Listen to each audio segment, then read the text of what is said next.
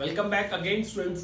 ठीक है, अब चलो स्टार्ट करते हैं फिर फिजिकल प्रॉपर्टीज जहां हमने छोड़ी थी। हमने लास्ट जो फिजिकल प्रॉपर्टी डिस्कस की थी that was ionisation enthalpy. Now will going to discuss electronegativity, that was H and this is I बेटा। नेक्स्ट प्रॉपर्टी क्या है? I, that is electronegativity. Electronegativity आपको पता है electronegativity is a property of non metals. ये non metal की property होती है बेटा, basically it's a property of non metal. अगर हम बात करें इलेक्ट्रोनेगेटिविटी की तो nitrogen, phosphorus, arsenic, antimony and bismuth, ये 5 एलिमेंट है। और as we move down the group electronegativity, जो इलेक्ट्रोनेगेटिविटी है वैल्यू डिक्रीज करती है बेटा। क्यों डिक्रीज करती है? अगर आपको रीजन देना हो इसका तो आप बोल सकते हो बिकॉज मेटालिक कैरेक्टर इंक्रीज्ड। क्योंकि मेटालिक कैरेक्टर क्या करता है बेटा? इंक्रीज करता है। तो देखो यहां पे नाइट्रोजन की होती है इलेक्ट्रोनेगेटिविटी की वैल्यू 3.1, फास्फोरस की 2.1, इसकी 2.0, दिस इज 1.9 एंड 1.9। कुछ इस तरीके से वैल्यू होती है इनकी। क्लियर? तो हम कहते हैं डाउन द ग्रुप इलेक्ट्रोनेगेटिविटी की वैल्यू क्या करेगी? डिक्रीज करेगी, बिकॉज मेटालिक कैरेक्टर इंक्रीज कर रहा है। एंड इलेक्ट्रोनेगेटिविटी जो है बेटा it's a property of non metal. लिख सकते हो आप, it's a property of non metals. ये नॉन मेटल्स की क्या होती है बेटा? प्रॉपर्टी होती है। That is why metallic case के अंदर इसकी जो वैल्यू आएगी that will be very very very small value आएगी बेटा, बहुत छोटी सी या स्मॉल वैल्यू आती है। EFGHIJ। नाउ नेक्स्ट I के बाद J बेटा। इसमें बात करते हैं कोवेलेंसी की।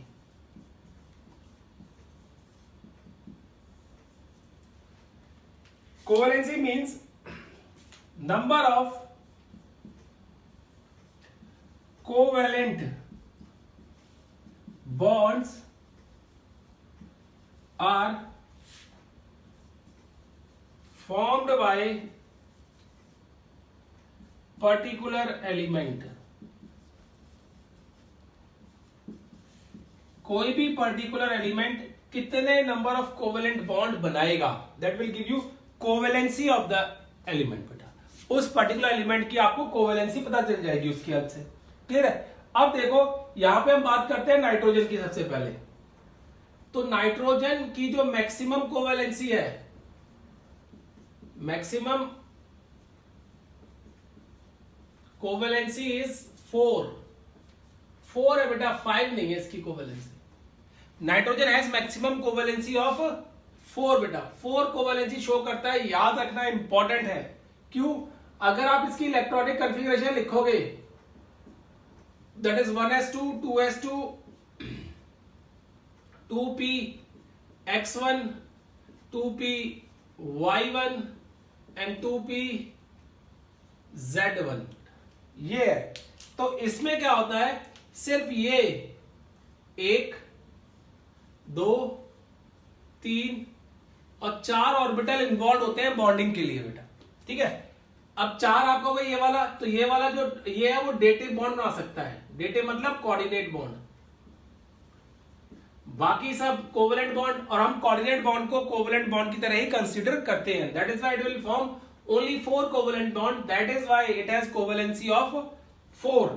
एंड 4 कोवेलेंसी का एक और रीजन है बेटा, एक तो ये involvement of 4 orbitals only.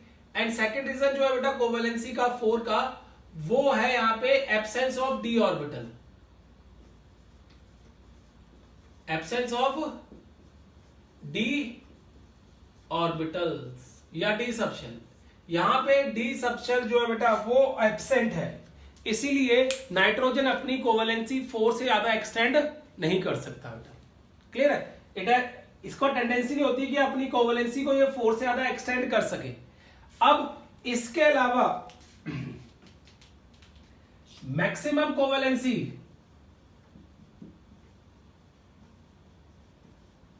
Covalency shown by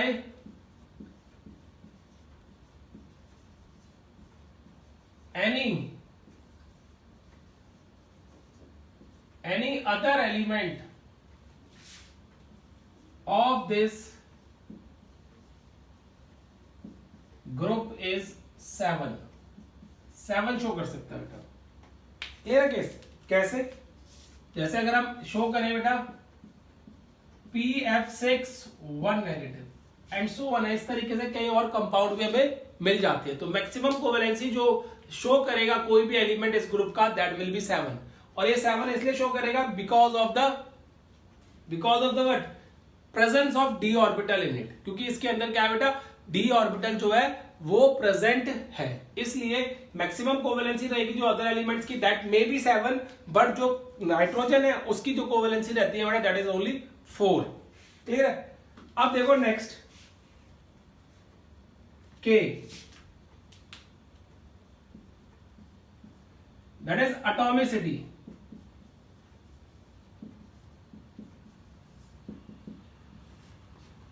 Now we'll talk about atomicity. If we talk about atomicity, nitrogen exists in diatomic form.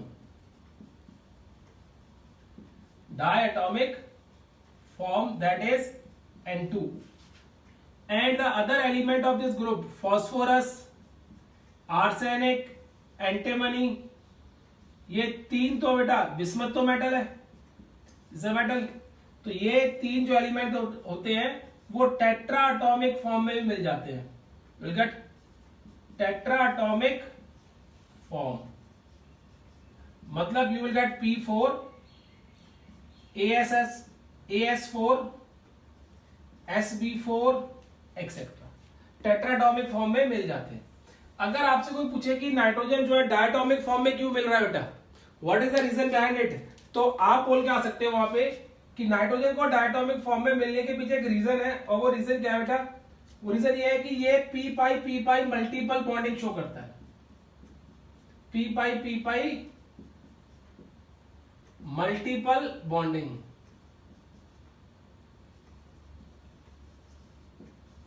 जो कि और एलिमेंट पी पाई मल्टीपल बॉन्डिंग शो नहीं करते बेटा। क्लियर है। ये सारे के सारे क्या करते हैं, सिंगल बॉन्ड बनाते हैं, they form single bond. Generally they form single bonds. Generally का मतलब समझते हो, हमेशा नहीं बनाते, लेकिन जनरली ज्यादातर क्या करेंगे, सिंगल बॉन्ड्स फॉर्म करते हैं। जैसे अगर मैं P4 का स्ट्रक्चर बनाऊं बेटा यहाँ पे, तो P4 का स्ट्रक्चर कुछ इस तरीके से होता है। देखो P एंड P, इस तरीके से P4 का स्ट्रक्चर बनता है। और this is a 60 degree bond angle, ये 60 डिग्री का बॉन्ड एंगल होता है। तो देखो सारे के सारे सिंगल बॉन्ड बनाने में मशरूफ है। तो हम क्या बोलते हैं, यहाँ पे पी पाई मल्टीपल बॉन्डिंग नहीं होती है, ठीक है, मल्टीपल बॉन्डिंग और सिंगल बॉन्डिंग होती है। और नाइट्रोजन ये सिंगल बॉन्ड नहीं बनाता है बेटा। नाइट्रोजन जो है वो सिंगल बॉन्ड नहीं शो करता because of the small size. जब ये सिंगल बॉन्ड बनाएगा बेटा, तो स्मॉल साइज होने के कारण इस पे लोन पेयर ऑफ इलेक्ट्रॉन ज्यादा हो जाएंगे और वहां पे रिपल्शन होगी। और जितनी ज्यादा रिपल्शन होगी उतना क्या होगा बेटा, उस केस के अंदर स्टेबिलिटी कम हो जाती है। इसलिए नाइट्रोजन एटॉमिसिटी 2 शो करता है, जो अदर एलिमेंट है बेटा वो 4 तक शो करते हैं। डन है। और इसका मतलब क्या है कि ये केस हम यहां पे इस तरीके डिस्कस करेंगे बेटा। अब देखो नेक्स्ट प्रॉपर्टीज की सॉरी बेटा, IJKL नेक्स्ट प्रॉपर्टी है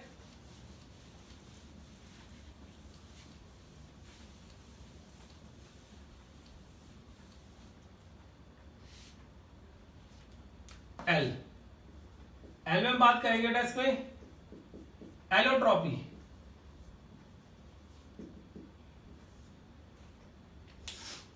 accept bismuth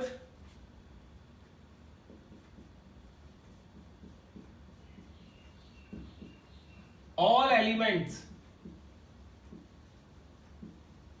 of this group show allotropic form, allotropic forms, सारे के सारे शो करते हैं बेटा। जैसे if I'm talking about nitrogen, तो नाइट्रोजन जो होता है दो एलोट्रॉपिक फॉर्म में जनरली में मिलेगा, एक होगी अल्फा, दूसरी beta. Alpha and beta, alpha होती है CCP arrangement of nitrogen and beta होता है HCP arrangement of nitrogen. Alpha form one, beta form.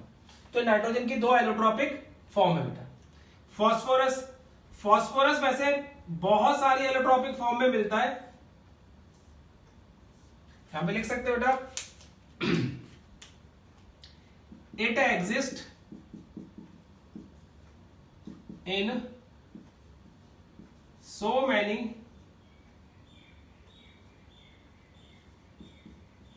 allotropic form but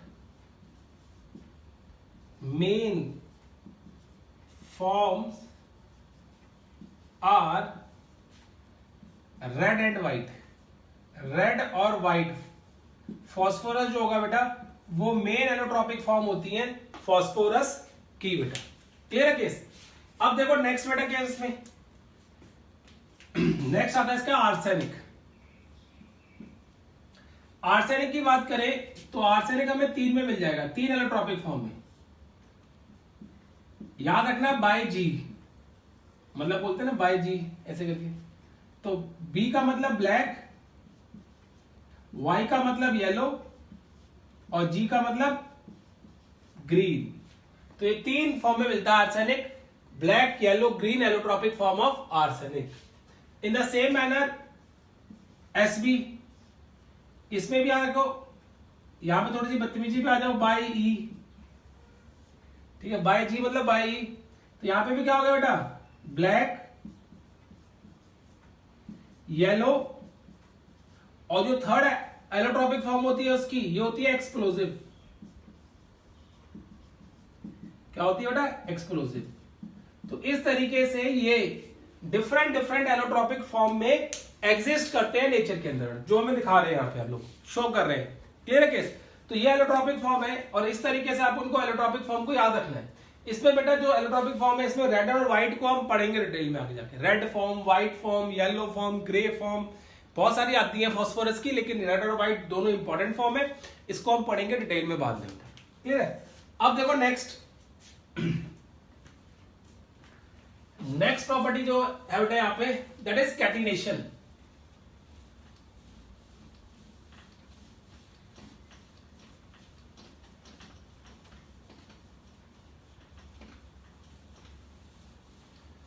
next allotropic form क्या आती है बेटा, दैट इज कैटिनेशन।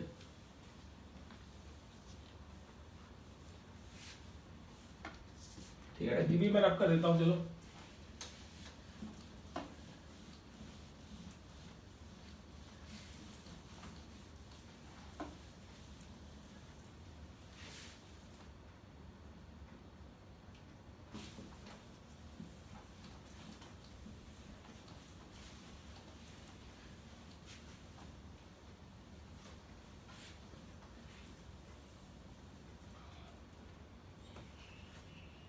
देखो बेटा नेक्स्ट आती है KLM। सूखा नहीं, गीला बेटा, 2 मिनट रुक जाओ, इसको रब कर दे। स्टिल वेट, गीला ही नजर आ रहा है।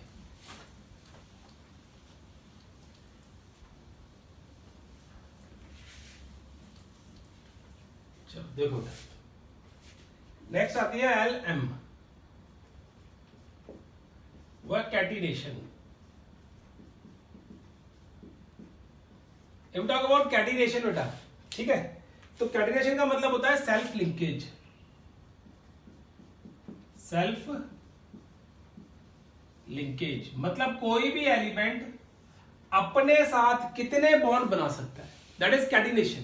क्लियर है। जैसे maximum catenation shown by any element in the periodic table is carbon. जो मैक्सिमम कैटिनेशन शो करता है कोई भी एलिमेंट पीरियोडिक टेबल का, वो कौन सा है बेटा, carbon. It has maximum catenation. But इस ग्रुप में हम बात करेंगे, this group elements generally show lesser catenation as compare to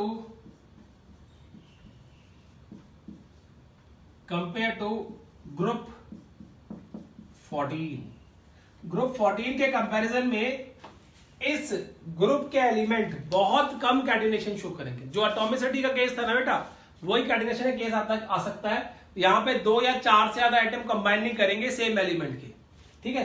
तो इसलिए यहां पे कैटिनेशन की जो प्रॉपर्टी होगी वो बहुत कम होगी बेटा, ठीक है बेटा, डन। चलो next, N it is oxidation state.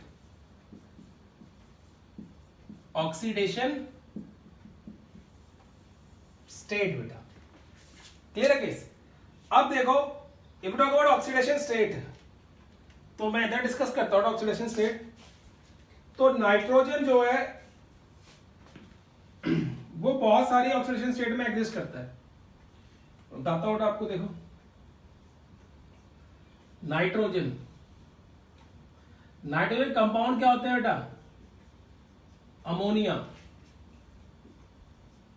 N3H azide, N2 NH2OH, फिर N2O, फिर NO, फिर N2O3, फिर NO2, फिर N2O5। ये देखो कितने सारे एलिमेंट है, कंपाउंड सॉरी। और हर एक कंपाउंड के अंदर यहां पे देखो बेटा इसकी -3 ऑक्सीडेशन स्टेट है। Here in this case it has -1/3, ठीक है बेटा। क्या है इसकी -1/3 बेटा। यहां पे 0, हियर बेटा हाइड्रोक्सिल अमाइन बोलते हैं इसको, याद रखना बेटा इसको, दिस इज हाइड्रोक्सिल अमाइन। एक और ऐसा ही मॉलिक्यूल होता है जिससे आप कंफ्यूज ना हो बेटा, मैं बताता हूं यहीं पे, दैट इज NH4OH। ये अमोनियम हाइड्रोक्साइड है। ये क्या है, दिस इज अमोनियम हाइड्रोक्साइड,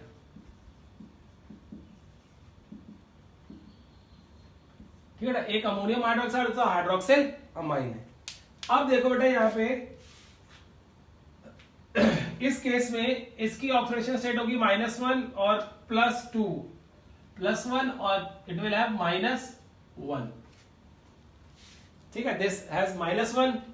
अब यहां पे डिस्कस कर रहे हैं बेटा, तो -1 + 4, तो इट विल अगेन हैव -3, ठीक है। अब यहां पे बात करेंगे तो क्या आएगी, +1 +2 +3 +4 +5। ये देखो कितनी सारी ऑक्सीडेशन स्टेट ये शो करता है एलिमेंट, क्लियर है। तो हम क्या करते हैं कि oxidation variable oxidation state shown by this particular element, ये जो एलिमेंट है बहुत सारे ऑक्सीडेशन स्टेट हमें शो करता है बेटा। तो इस तरीके से हम उन सारी स्टेट्स को याद रख सकते हैं। नाउ टॉक अबाउट बेटा फास्फोरस। अब देखो इस पे एक और ऑक्सीडेशन स्टेट आप लिख सकते हो बेटा, that is NH2 N2H4 hydrazine, NH2 जिसको हम बोलते हैं, इसको बोलते हैं हाइड्राजीन। अब इस हाइड्राजीन के केस में क्या होता है, देखो बेटा हम कहते हैं यहां पे 4 / 2 -2, तो -2 आ गया, क्लियर है। अब देखो यहां पे एक नोट लिखो, और नोट में क्या लिखोगे आप, नोट में क्या लिखेंगे, देखो हम लोग, हम कहेंगे यहां पे +1 2 +4 oxidation states of nitrogen are not stable, ये स्टेबल नहीं होती, so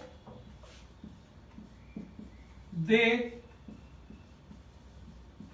undergo disproportionation reaction,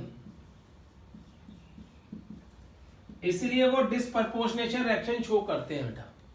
clear?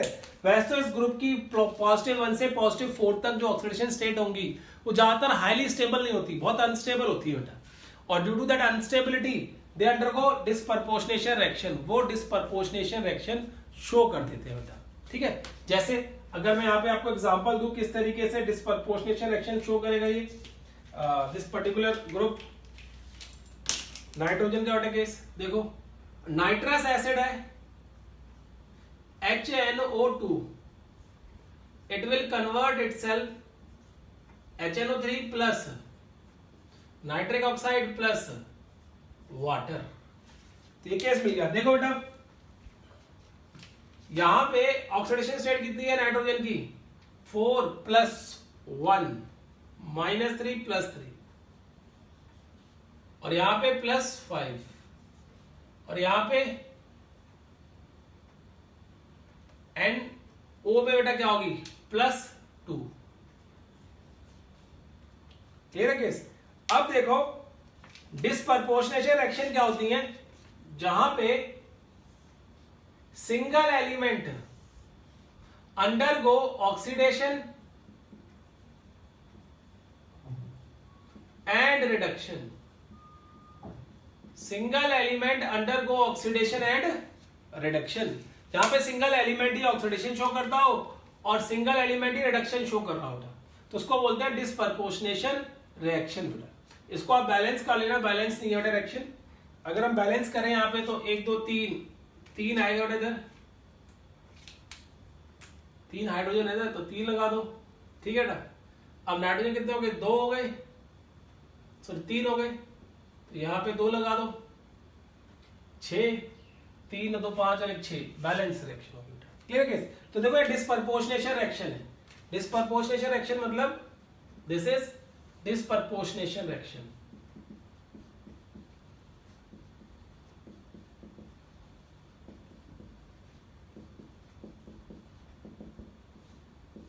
ठीक है बेटा, ये केस आ गया। डन। अब क्या हुआ देखो बेटा, इस तरीके से हमने क्या किया, ये सारे के सारे केस डिस्कस किए बेटा हमने इसके। अब देखो इसी तरीके से फास्फोरस की बात करते हैं बेटा। अगर हम फास्फोरस की बात करें यहाँ पे, next is phosphorus. To talk about phosphorus, तो फास्फोरस में भी हमारे पास बहुत सारे कंपाउंड आते हैं बेटा, जैसे PH3, P4, PCl3, PCl5, फिर बेटा एसिड इनके H3PO2,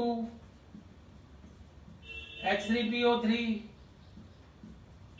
H3PO4 एक्सेट्रा।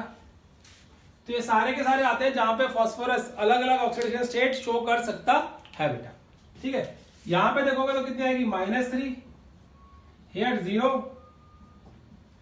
+3, +5, 4 और 1 3 है बेटा, तो +1, 3 दूनी 6 और 3 +3, 4 दूनी 8 +5। देखो बेटा और भी कंपाउंड हो सकते हैं इसके, ठीक है, ऐसा नहीं है कि और कंपाउंड हो सकते, इट कैन शो और different compounds in which it has different oxidation state बेटा। क्लियर है केस? तो अब देखो बेटा ये तो कंपाउंड हमने शो कर दिया इस तरीके से। अब यहाँ पे भी यही सेम केस है, नोट वाला जो नोट लगा है, तो उसकी वजह से ये भी डिस्प्रपोर्शनेशन रिएक्शन शो करेगा बेटा। ये मैं ऊपर शो कर देता हूं इधर बेटा। क्या करेगा ये भी डिस्प्रपोर्शनेशन रिएक्शन शो करता है। देखो इसकी जो डिस्प्रपोर्शनेशन रिएक्शन आएंगे यहां पे, एक तो H3PO2 will give you H3PO4 plus PH3। ये दूसरा आता है आपका H3PO3 will give you H3PO4 plus PH3 बेटा। क्लियर है? अब देखो यहां पे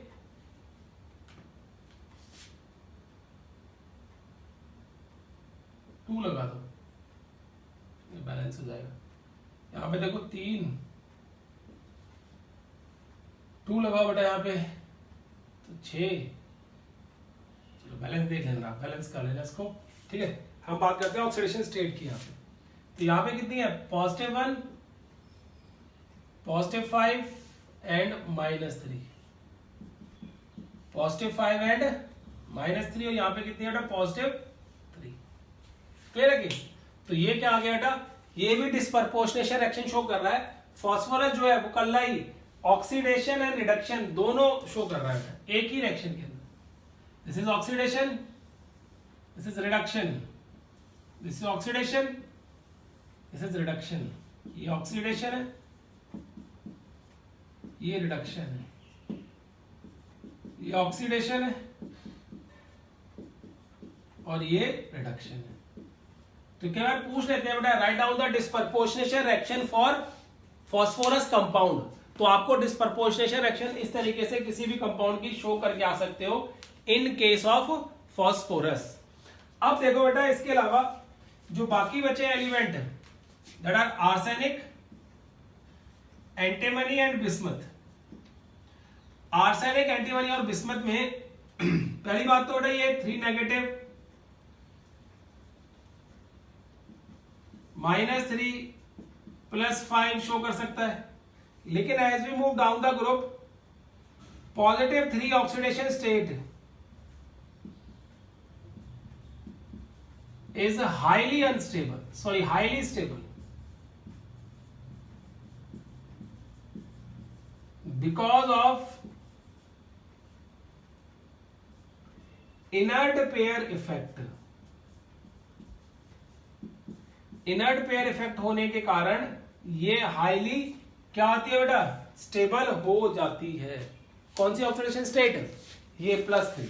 तो अगर आपसे कोई पूछता है जिस तरीके से बेटा क्या क्वेश्चन बनता है कि BiCl3 and BiCl5 which is highly stable, this BiCl3 is highly stable as compared to BiCl5 because of inert pair effect. Inert pair effect के कारण ये वाला जो कंपाउंड होगा that will be that BiCl3 is highly stable as compare to BiCl5।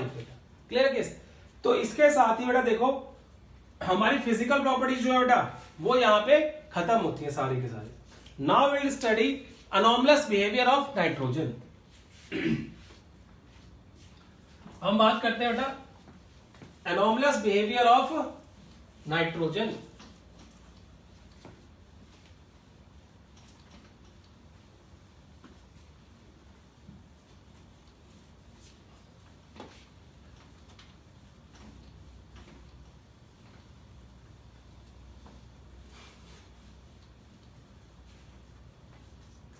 ठीक है ना, देखो आप डिस्कस करते हैं।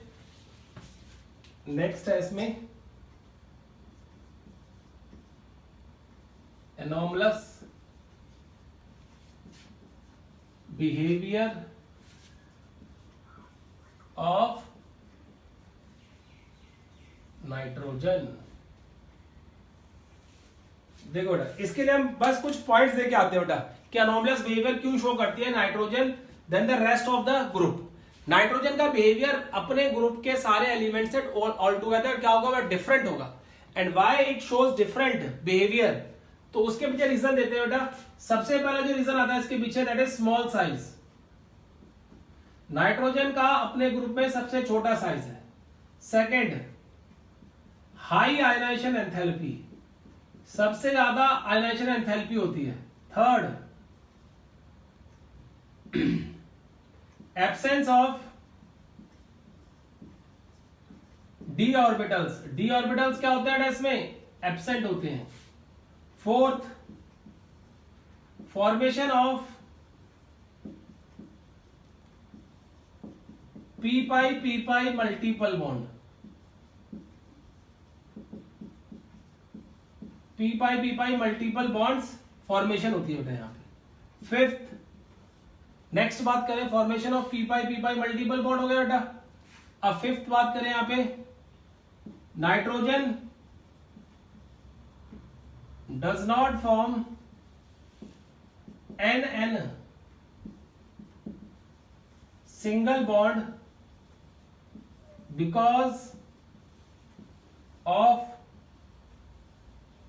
high repulsion due to lone pair of electron and small size. Small size और लोन पेयर ऑफ इलेक्ट्रॉन होने के कारण इसके ऊपर रिपल्शन बढ़ जाती है बेटा, तो ये केस आता है, इसलिए वो नहीं बनाता बेटा। क्लियर है। Sixth, maximum covalency of nitrogen is 4। Nitrogen is 4, जबकि बाकी 5, 6, 7 कुछ भी शो कर सकते हैं बेटा। Next, nitrogen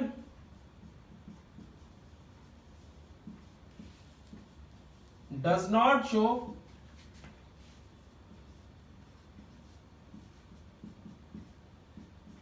R this compound, whereas phosphorus does। P double bond O, R and R। It is due to the availability of d orbital। d orbital उसके पास available होता है, इसलिए वो शो करता है बेटा और ये शो नहीं करता। नेक्स्ट बेटा 8th, N2 एग्जिस्ट इन गैसीय स्टेट। ये गैसीय स्टेट में मिलती है बेटा। 9th, nitrogen is highly stable. Highly stable, बहुत ज्यादा स्टेबल होता है। क्लियर है केस। तो ये सारे के सारे केस हैं जो रिस्पॉन्सिबल होते हैं for the anomalous behaviour of the nitrogen. तो इस तरीके से हम अनॉमलस बिहेवियर ऑफ नाइट्रोजन की बातें करते हैं। तो देखो इसके साथ हमारी physical property of this group खत्म हो गई। Now onwards we will discuss the chemical properties of this group बेटा। केमिकल प्रॉपर्टीज पढ़ेंगे। देखो ट्रेंड हर एक ग्रुप में यही सेम रहेगा। 16 ग्रुप में जाएंगे तो physical property, chemical property, special compound, उनकी प्रॉपर्टीज एंड चैप्टर ग्रुप खत्म बेटा।